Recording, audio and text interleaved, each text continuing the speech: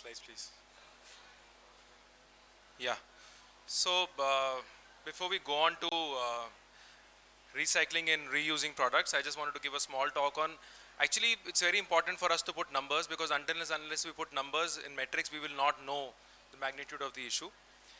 So it's very important for us to measure our carbon footprint, and I'm not going to go into the details because at some point in time we'll have to compensate it off. But if we start early, it can be voluntary, but later it'll have to be pushed down our throat because it's going to be mandatory from the government's point of view because they need to get the optics also of the country right. So if you calculate the energy consumption, this is a standard electricity bill from my clinic, and this shows the electricity consumption in milliamperes.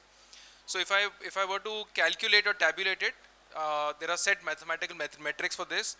I am generating about 76,000 kilograms of carbon dioxide with just electricity consumption, assuming 70% of my electricity comes out of a thermal power plant. That's a lot of CO2 generation. This is just to show you that the thermal power plant generates in Rajasthan about 60%. So that's the calculation that I've used. This is the consumption that I have. The second thing that gives a lot of carbon footprint to any clinic or hospital is travel. And it's not necessarily the travel of doctors to conferences, but more importantly, the staff that is coming up and down.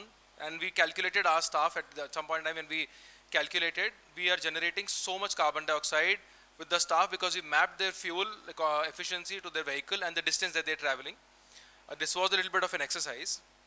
We did the same for the patients per day also. We tabulated for 25 patients and we generalized it to get a general ballpark picture of how much carbon footprint or carbon emission our patients are doing when they're coming to our clinic. More visits, as you understand, means more carbon footprint. So if you call the patients often for khujli pani and for follow-ups just to fill up your clinic, you realize that you're causing a lot of damage, very not knowing. But also one of the bigger causes, particularly in our clinic here at Raghudeep, was suppliers. Because a lot of these IOLs come to and fro. We order small batches of materials that come, small 10 BSS at a time, 20 cassettes at a time. So if you order small batches, a lot of transportation also adds to the carbon dioxide load. So this is how it tabulated out. Staff is 516, patients is 1152, and supplies is 1200. That's the amount of CO2 we are generating per year, averaging it out for OPD that runs about 60-70 patients a day with a staff strength of 35. If you calculate the carbon footprint of waste generation and water consumption, water has a carbon footprint because there's a big cycle, water cycle that comes to your clinic.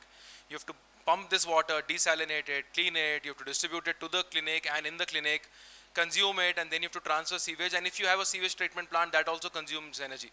So water is just not your consumption of water, it adds to your carbon footprint because there's a huge chain involved in it.